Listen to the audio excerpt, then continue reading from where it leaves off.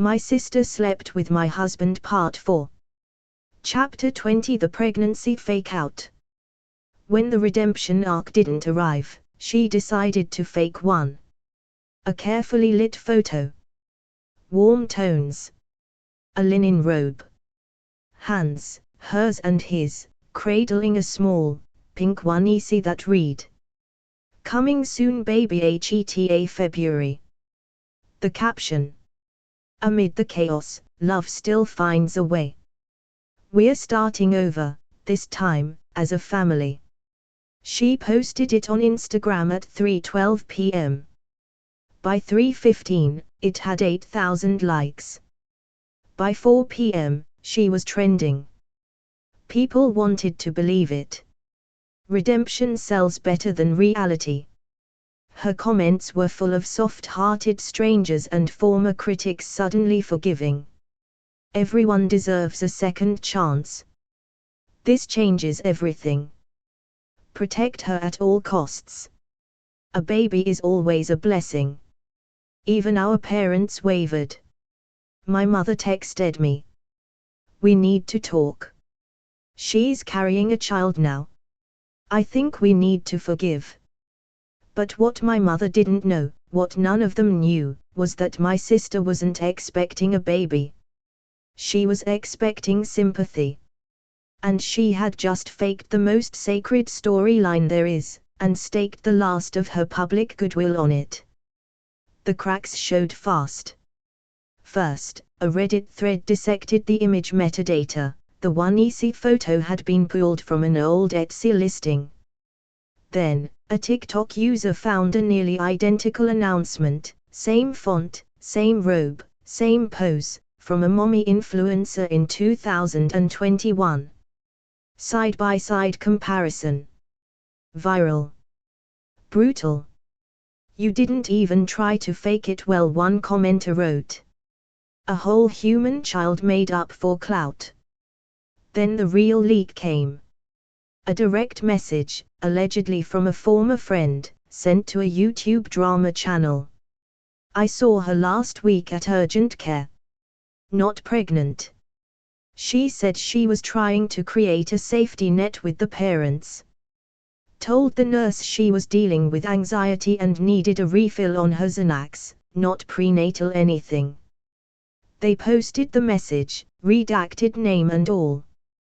Within hours, other sources confirmed it, including a former makeup artist, who tweeted. She asked me to do a maternity-style glow shoot with a fake bump.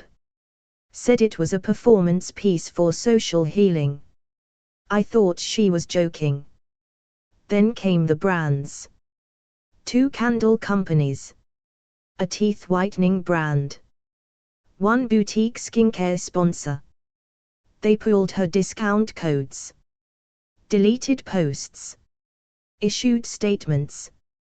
We take integrity seriously and have chosen to end our relationship with Miss Monroe. She tried to control the fallout. Posted a story. Sometimes we share dreams before they're real. I didn't lie, I manifested. But the internet doesn't do nuance when the lie is about a baby. Even her last defender turned on her. Bradford. He had stayed quiet during most of the mess, too busy dodging subpoenas and public mockery to weigh in. But after the fake pregnancy post exploded, he made a rare appearance online. A grainy, front-facing video. Shot from his car. He looked tired. Messy. Less smug than usual. I didn't know she was gonna do that post. It wasn't real. We're not having a baby. We're not together anymore. I'm done. 10 seconds. Flat.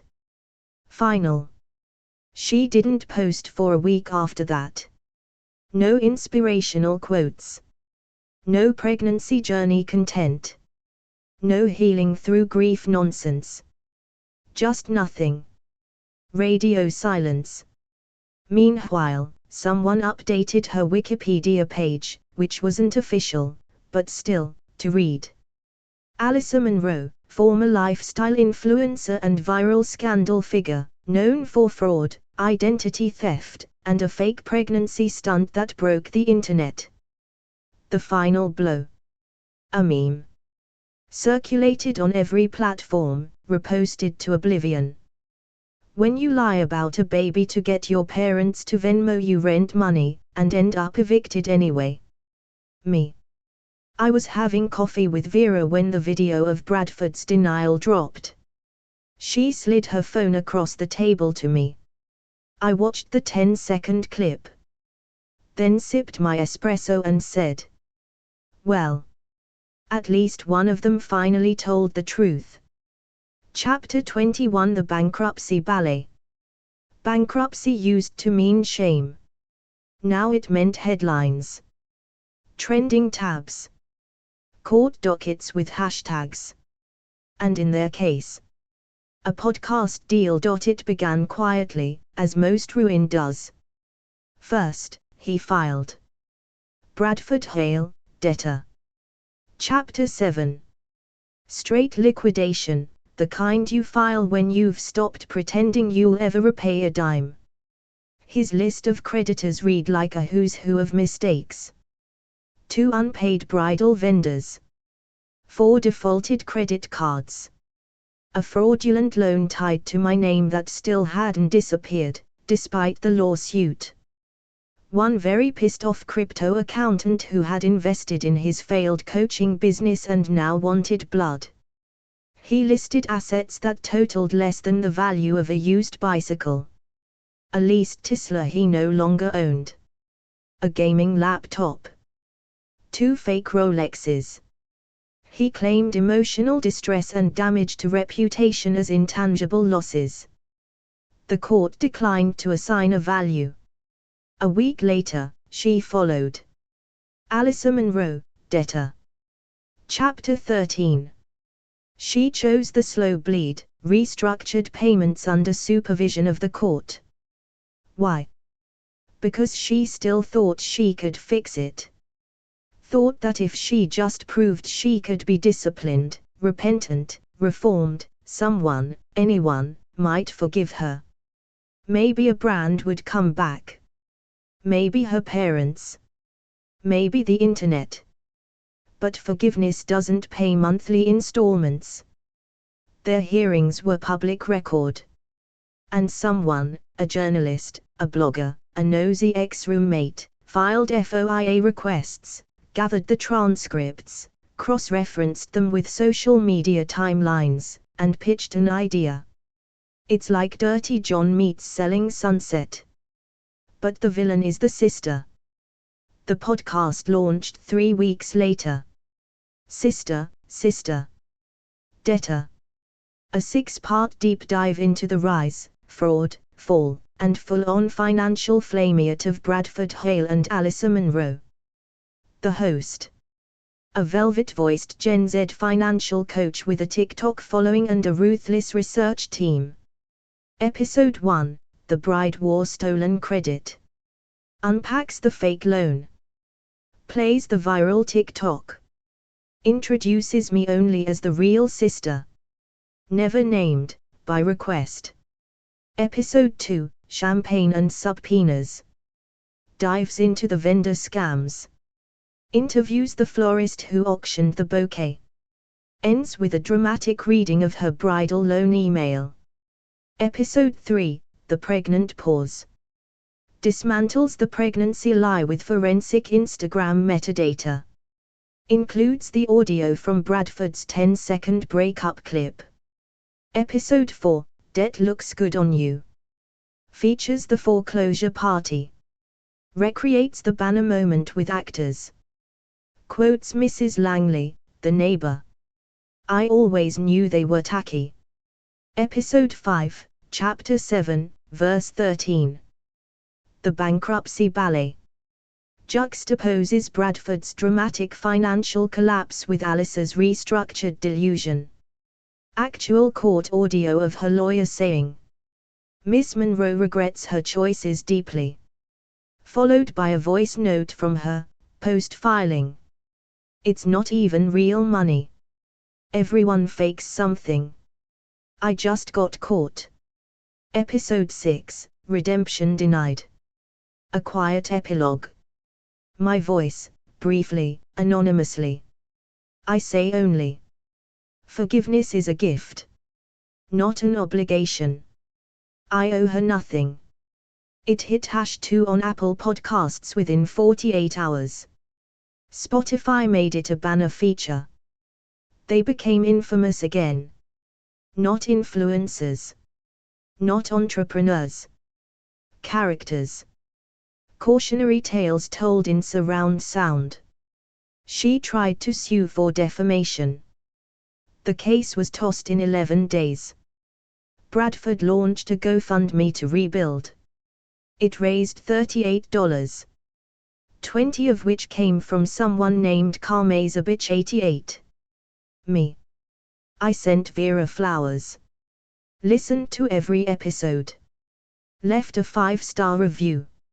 And lived, at last, in the peace of irrelevance, because while they danced in the fire of their own making, I simply walked away. Chapter 22, The Renaissance of Me. There's a strange kind of silence that comes after the storm, not empty, not eerie, but sacred. Not the absence of noise, but the presence of peace. That's where I live now. It started with a new apartment. Not too big. Not too flashy. But sunlight floods through every window like an apology. Top floor. Quiet neighbors. Hardwood floors that echo like a heartbeat when I dance barefoot in the kitchen at midnight. I bought fresh linens. Burned every scented candle they ever touched.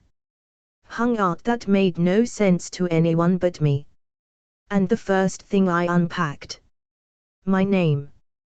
Just mine. No shared bills. No linked accounts. No fingerprints from people who used it like a tool. My job. Also new. No more paperwork choked in legal back and forth. No more waking up in cold sweats wondering what else they'd ruined. Now I work with women, helping them rebuild credit, claim their stories, and write new ones that don't start in betrayal. I get emails that say, "Because of you, I left him. Because of you, I reported the fraud. Because of you, I stayed." I don't post much anymore. No TikToks. No vague quotes in cursive over sunsets. But every now and then, I'll share a photo. A dinner with friends. A solo trip to Lisbon. A glass of red wine with a book spread across my lap and a caption that just says, "Soft power." People comment, "You look so peaceful. You're glowing. You won." And I smile, not because they're right, but because I no longer care if they are. I never got my apology. Not from him. Not from her. Not from anyone who enabled them. But I got something better. Distance. And then freedom. And above all, wholeness. Sometimes, I still think about the girl I was in chapter 1, the one who paid their bills, cancelled her wedding, and watched her life unravel in a swirl of receipts and secrets. She deserved better. So I became it. Chapter 23, The Offer They Didn't Expect. It came on a Thursday. I was in a bookstore. Rain outside. Jazz playing softly from the overhead speakers.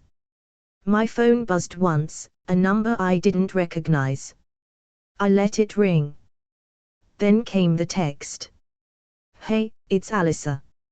I know I'm the last person you want to hear from. But please read this. It's important." For a moment, I just stared at the screen. Not angry. Not shaken. Just blank. Like someone knocking on a door that had long since been bricked over. The message kept coming. "I've been thinking. A lot. I know I hurt you. I know I ruined so much. I was sick, I was selfish, I was lost. I still am. But you're still my sister. Can we talk? She included a photo of the two of us from when we were kids, maybe 7 and 5. Matching pajamas. Missing teeth. Grinning like the world hadn't started lying yet. I remember that day. I'd just given her half my cookie because hers had fallen in the sandbox. She told me I was the nicest person in the whole world. Now here she was, 20 years, 2 lawsuits, and a felony later, asking for another piece of what she'd already broken. I didn't reply. But I didn't delete it either. Not yet. Because there was something almost impressive in the gall of it, to reach out after everything and try to script a redemption arc in the 11th hour. And sure enough, she tried again the next day. I'm not asking for money. I swear. I'm just asking for a chance to start over. Maybe lunch. Or coffee. Or even just a call. Please. I'm not okay. She still didn't understand. Forgiveness isn't a get-out-of-jail-free card. And blood doesn't override boundaries. Some things can be grieved. And still not revived. Especially not after they've been auctioned, memed, litigated, and fed through the podcast cycle. But I didn't respond. Not immediately. I took my time. I let 3 days pass. I went to Pilates. Cooked a risotto I was proud of. Helped a client dispute a predatory loan. Watered my plants. And then, in the still of a Sunday morning, I wrote her back. Thank you for your message. I hear that you're struggling, and I hope you find healing.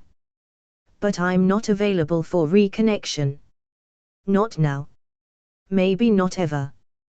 Take care of yourself. I stared at it. Deleted the maybe not ever. Rewrote it as, I'm not available for reconnection. I've moved on. Sent. And then. Blocked. Again. For the last time. Not out of spite. Not out of anger. Out of peace. Because peace isn't passive. Sometimes it's active. A decision you make again and again, every time someone who wrecked you thinks they are entitled to your rebuilding. Chapter 24: The Documentary Deal. There are 2 kinds of silence after a scandal, the kind you hide in, and the kind you own. I chose the second. It came in the form of an email. Subject line, documentary opportunity urgent. The sender was a development producer from one of the big streaming platforms, the kind that drops Emmy-winning limited series like confetti. She said she'd followed the podcast. Listened to every episode twice. Watched the TikToks. Read the court transcripts. And then she said the words that made me set down my tea, heart racing. We think this story is important. Raw. Complicated. Human. We'd like you to help us tell it. I forwarded it to Vera. She called me within seconds. If they try to make this about redemption, walk away. They won't, I said. You say that now. But when cameras roll, they'll want tears. They'll want you hugging her at the end. That's what sells. Then I'll make them a different offer. The call with the producers was 3 days later. They were bright-eyed, eager, respectful. They pitched titles like Sister Wars and Love, Lies and Loans. One executive used the phrase cultural flashpoint. Another said ripped from the TikTok headlines. I let them speak. And then, I gave them my terms. If I do this, it's on one condition, I tell it. All of it. My way. Of course, said the lead producer, smiling too quickly. No sympathetic edits. No soft piano when she cries. No victim voiceovers. I don't want to humanize them. I want to expose them. Silence. I let it sit. No forgiveness arc. No therapy montage. Just facts, documents, and the kind of truth that makes people uncomfortable. One of them cleared their throat. That's bold. No, I said. It's overdue. They agreed. The contract arrived the next morning. Streaming rights. Editorial control. Executive producer credit, me. Title, The Sister Clause. We filmed over 6 months. Not in my home, I didn't want that sacred space touched. We rented a minimalist set, 1 chair, 1 lamp, 1 screen behind me, occasionally projecting a receipt, a text, a wedding dress auction page. I wore neutrals. No tears. Just truth. I told it all. The fake pregnancy. The foreclosed dreams. The identity theft and bridal fraud. The moment I bought the bouquet just to mail it back to her. When they asked if I missed her, I paused. No. I miss who I thought she was. But that version never existed. And I don't grieve fiction anymore. They tried to get Alyssa to participate. She declined. But she did post a vague Instagram story when the trailer dropped. Imagine profiting off your pain. Guess some people will do anything for relevance. It got 38 likes. Mine hit 2.3 million views in the first 48 hours. The comments were brutal. But not for me. The quietest revenge is letting people hear the truth. She didn't clap back. She opened a documentary. This is what surviving looks like, clean, calm, and unforgiving. When the series premiered, I didn't host a party. Didn't drink champagne. I sat alone on my couch, barefoot, a bowl of popcorn in my lap. And when the final episode ended, the one titled Closure is a Choice, I turned off the screen, brushed the salt from my fingertips, and exhaled. Not because I was free. But because they weren't. Chapter 25. Let her have him. And the debt. Closure doesn't always come with a bow. Sometimes, it comes with footage. The kind caught casually by a bored teenager with a cracked phone screen, posted on TikTok with the caption, "Wait, is this him?" And there he is. Bradford. My ex-husband. Now working at a third-tier cell phone kiosk inside a strip mall where half the stores are permanently under renovation. He's wearing a red polo 2 sizes too big, khakis creased in all the wrong places, and a lanyard around his neck that reads, "Ask me about unlimited data." He doesn't see the camera. He's too busy explaining to a woman why her phone won't hold a charge. She looks unimpressed. He looks tired. And the comments. Merciless. From husband to hustle. Plot twist, he never had service. Imagine cheating and ending up selling prepaid SIM cards. God really said, downgrade. A week later, my sister resurfaces. Not with an apology. With a brand partnership. In a video framed in unnatural lighting and desperation, she pitches. "Hey friends, I've been on such a journey lately, and I finally found the secret to energy, focus, and manifesting my next chapter, and it's all thanks to Glowy Gut Detox Tea trademark symbol." She winks. She sips. She forgets to edit out the part where she coughs mid-swig. The comments again. Brutal. You need a lawyer, not a laxative. Detox your karma first. Girl, you stole an identity and now you're selling herbs. The algorithm does what it always does. It eats her alive, then moves on. And me? I'm already somewhere else entirely. The camera pans to a sleek sound stage, polished floors, warm lights, high ceilings. There's a chair waiting in the center, modern and minimal, framed by an elegant backdrop, the logo of the streaming platform glowing soft behind it. A producer adjusts my mic. A stylist smooths my jacket. You ready? She asks. Always. I walk to the chair. The interviewer smiles from across the stage, clipboard in hand. She's poised to begin, the usual opener about telling your story and what comes next. But I raise a hand gently. Actually, can I start this one? She nods. The camera rolls. The red light blinks alive. I look straight into the lens, calm, radiant, unbothered. And I say, she can have him. And the debt. Pause. Slight smile. I've got the rest of my life. Fade to black. Roll credits.